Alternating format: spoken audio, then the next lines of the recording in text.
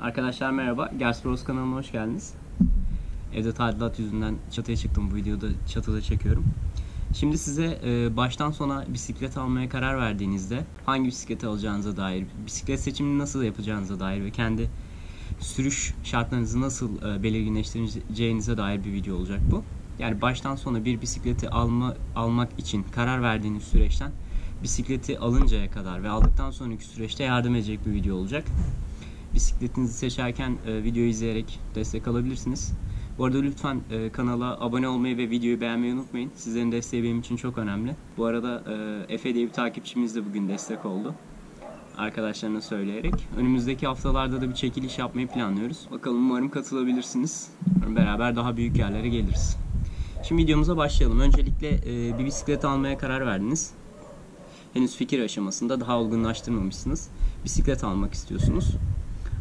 Öncelikle yapmanız gereken bir bisiklet şekillerini tanımak, hangi bisikletlerin olduğunu bilerek aralarından seçim yapmak. Hani her gün bisiklet görüyoruz, az buçuk biliyoruz ama hangi bisikletin bize uygun olacağını seçmeliyiz öncelikle. MTB bisikletleri downhill'e göre daha hafif araziye, taşlık yollara, patikalara çıkmak için kullanılıyor. Tek amortisörlü, arka tarafta amortisör yok. Ve genelde çelik, alüminyum ya da karbon kadrolardan yapılıyor. Bunlar aralarında fiyatların uçurum olan kısmı. Şehir bisikleti var listede. Şehir bisikleti de MTB'lere göre bazen amortisörlü, bazen amortisörsüz, daha hafif kullanımlar için yapılan, hafifleştirmek için de frenlerinden feragat edilen, örneğin V fren kullanabiliyorlar daha hafif olsun diye, mekanik ya da hidrolik yerine. Amortisörlü ya da amortisörsüz kullanıyorlar. MTB'deki gibi daha 80-90 milimetreden daha küçük amortisörleri kullanıyorlar ve tekerleri bizim kullandığımız tekerlerin yarısı kadar oluyor. Downhill bisikletler var. Downhill bisikletlerle de görmüşsünüzdür. Şehir içinde serbest sürüş yapanlar, atlamalı zıplamalı parkurlara çıkanlar, yoğun arazilerden geçenler, birkaç metreden yüksekten atlayanlar için bisikletler. Ancak şöyle bir farkı var. Piyasada giriş seviyesinde ekonomik bir fiyata alabileceğiniz downhill size hiçbir şey vaat edemiyor maalesef ki. Çelikli kadro oluyor, amortisörleri hani bizim ihtiyaçlarımızı karşılamanın yanından bile geçemiyor. O yüzden downhill'in bütçesi MTB ve şehir bisikletlerine göre biraz daha yüksek. Burada bütçeyi biraz daha arttırmak gerekiyor. Ve downhill'de de hani daha çok atlamalı, zıplamalı, bisikleti gerçekten zorlayacak şeyler yapacağınız zaman downhill'e doğru gitmeniz gerekiyor. Downhill bisikletlerde de çift amortisör var. Yani atladığınızda kadroya fazla yük binmiyor, göbeklere fazla yük binmiyor amortisör olduğu için. Yine lastikleri MTB lastikleri gibi kalın oluyor. Önde de yine amortisörü var. Ve daha çok isminden de anladığınız gibi iniş bisikletleri, yüksek tepelerden vesaire hoplaya zıplaya inmek için. Yol bisikletine gelelim. Yol bisikletiyle ilgili de dün bir arkadaşımla konuştum. Bildiğim özelliklerin yanı sıra yük taşımak için de uygun olduğunu öğrendim. Bazı Bitwin'in bisikletlerinde örneğin yol taşıma aparatları için arkalarda yine delikler ve kadroya uyumlu parçaları kullanabilmeniz için olanaklar sunuyor. Bunun dışında yol bisikleti aslında biraz daha sportif amaçlı, daha çok daha ince tekerler. Şehir bisikletinden de MTB'den de yaklaşık 1 inçe kadar bisiklet tekeri enimiz düşüyor. Jant boyu birazcık daha büyüyor. Ve çok daha hafif bisikletler, ince kadrolu, narin yapılı, uzun yola çıkmakta biraz daha tereddüt edebileceğiniz bisikletler ama güvenli, dayanıklı bir zırhlı lastik aldığınız sürece uzun yollarda da sizi epeyce götürecektir diye biliyorum. BMX'ler var. BMX'leri de şehir içinde daha çok hareket yapmak, daha kolay hareket manevra sağlamak için kullanıyorlar. Ve hani bunda tabii ki uzun yola, uzun mesafelere çıkmak birazcık imkansız ya da yük taşımak imkansız. Ama bisikletin küçük tekerleri yaklaşık 16-18 inçe kadar düşüyor diye biliyorum tekerleri. Yine bilen varsa aşağıda yazabilir. Bu şekilde bisikleti daha kolay hareket ettirebilmemiz için düşük bir selesi, küçük bir boyutu, uzun bir gidonu bulunuyor. Daha kolay banyo vesaire yapabilmek için. Bisiklet, yine akrobasi bisikletleri var listemizde. Bunlar da tek tekerli. Bu işin biraz daha uğraşılmayan kısmı ama yine de unicycling ile uğraşanlar olduğunu biliyorum. Biz de kanala getirmiştik tek teker bir bisiklet. Yine de uğraşan seveni vardır elbet. Hani güzel bir macera bence, ayrıca bulunması gereken bir şey tabii ki, ekonomik durumumuz iyiyse, el verirse. Elektrikli bisikletlerde yani turlarda sık sık karşılaştığımız, özellikle Bodrum'da, mesela biz Bodrum'da turlara giderken çoğunlukla bizden yaşça büyük insanlar elektrikli bisikletleri tercih ediyorlar. Bu da yorulmamak için bayır çıkarken ya da uzun yollara çıktığımda yorulmayayım diyerek alınmış bir bisiklet. Bisikletin o bütün sabır gerektiren, güç gerektiren, sizi zorlayan kısımlarını ortadan kaldıran bir bisiklet. Ve hani siz böyle çıkıyorsunuz bayırda, gittikçe eğilmişsiniz selenin üstüne doğru. Zorlana zorlana çıkarken yanınızdan fır diye bir elektrikli bisiklet geçebilir. Bu da sizi üzer. Ama olsun. Elektrikli bisikletlerde bu işin zorluğuna katlanmadan yine de bisiklet sürmek istiyorum ya da fiziksel durumum buna el vermiyor ama ben bisiklet sürmek istiyorum diyenler için uygun. Sizi rahatlatıyor bayırlarda, yokuşlarda ya da uzun yollarda. Evet, şimdi kısaca bisikletleri tanıdığımıza göre bisikletimizi seçmiş olmalıyız. Örneğin bu örnekte MTB'den gidelim. MTB bir bisiklet seçtik.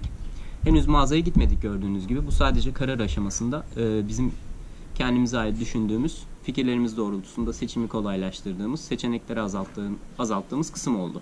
MTB bisikletimizi seçtik. Sonrasında ana olarak bir kadroya bakalım. Çelik kadro, alüminyum ya da karbon kadro olabiliyoruz. Fiyat performans açısından bence en uygunu alüminyum kadrolar. Çelik kadrolar çok ağır kalıyor ve hantal kalıyor. Yani yol bisikletinde örneğin bazı durumlarda çelik kadroyu tercih edebiliyorlar. İnce ve narin yapıda olduğu için biraz daha titreşim emmesi de fazla diyorlar. Bu da önemli tabii. Bizim MTB'de böyle bir sakıncamız yok. MTB'yi seçtikten sonra bir bakalım. Ben alüminyum olarak devam etmek istiyorum diyorum. Şu anda piyasadaki bisikletlerin çoğu gibi yine çelikte çok fazla bisiklet var.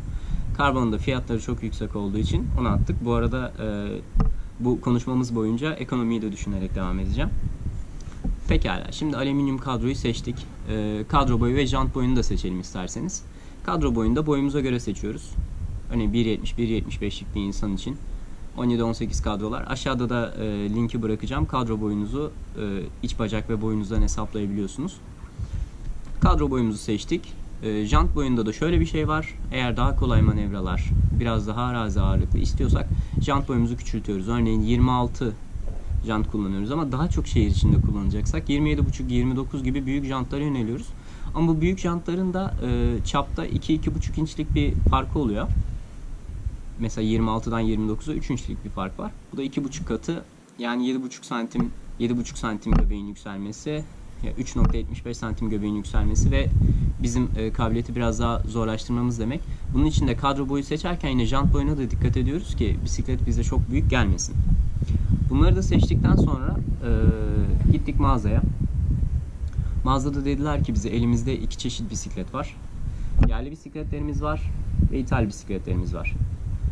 Ben fiyat performans durumuna göre yerli bisikletleri öneriyorum. Çünkü yerli bisikletlerde yer yer süspansiyonlar daha iyi oluyor, lastikler daha iyi oluyor, setler daha iyi oluyor. Önce yerliye bir yönelmenizde fayda var.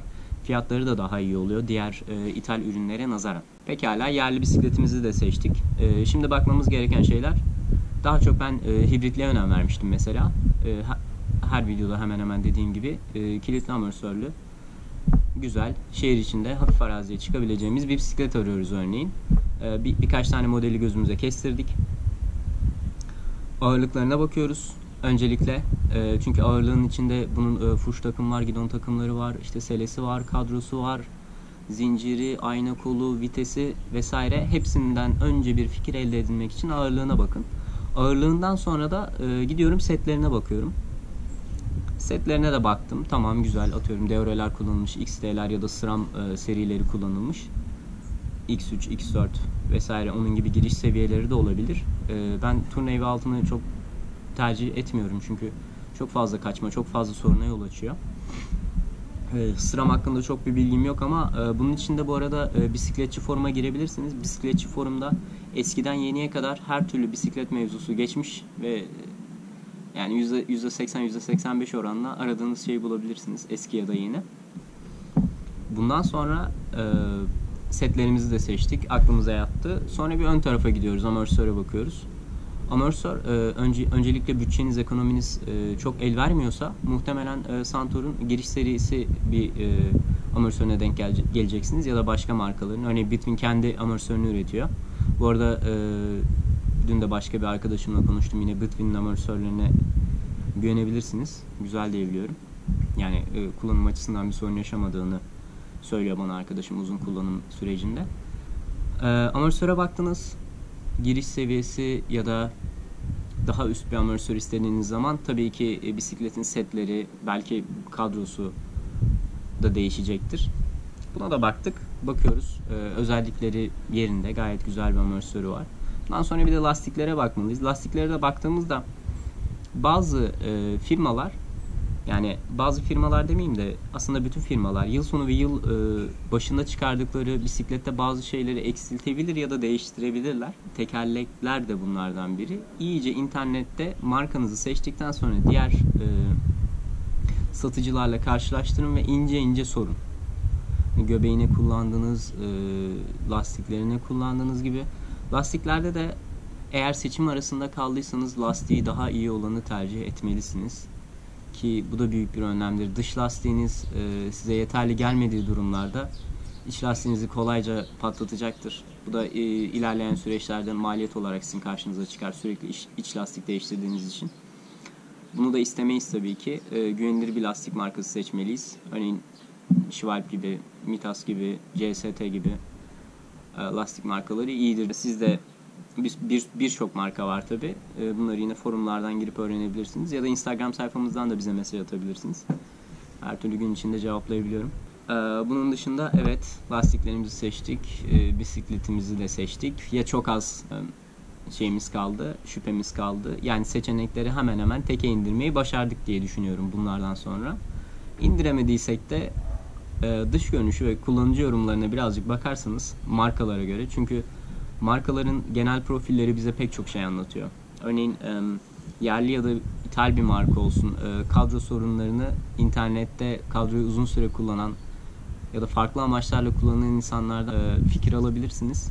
Bazı kadrolar ne yazık ki diğerlerine göre kaynak yerlerinden kırılabiliyor, daha dayanıksız olabiliyor, daha kötü malzeme kullanılmış olabiliyor ve kaynak şeklinde bazen deneysel davranıyorlar. Ve o kadro bize istediğimizi veremiyor açıkçası. Bu yüzden de dikkatli seçmekte fayda var. Benim şimdi size önerebileceğim bir marka yok. Marka önermeyeceğim. Ama bisikletinizi seçmeye yaklaştığınız sıralarda yine bakın ürünün menşeine, nerede yapılıyor. Az kalsın unutuyorduk. Frenlerine de bakmalıyız bu arada. Mekanik ve hidrolik fren ya da V fren. Mesela V fren şehir bisikletinde tamam geçerli, iyi olabilir. Ama hidrolik ve mekanik karşılaştırması yaptığımızda da ben hidroliği öneriyorum. Bunu da MTB'de hidrolik olarak devam edebilirsiniz üstünden. Gerçekten güven verir. Bir sorunla karşılaşmadım 5 yıl aşkın süredir. Bisikletimize geri dönelim. Bisikletimizi seçtikten sonra da diğer markalarla karşılaştırıp kendi kendimize karar verip o bisikleti gönül rahatlığıyla alabiliriz artık. Umarım bisiklet alacak arkadaşlar da bundan yararlanmıştır. Eğer devam sorularınız varsa yorumlarda aşağıya yazabilirsiniz ya da bize Instagram sayfamızdan mesaj atabilirsiniz. Her gün 7 gün 24 saat buradayım. Herkese iyi pedallar.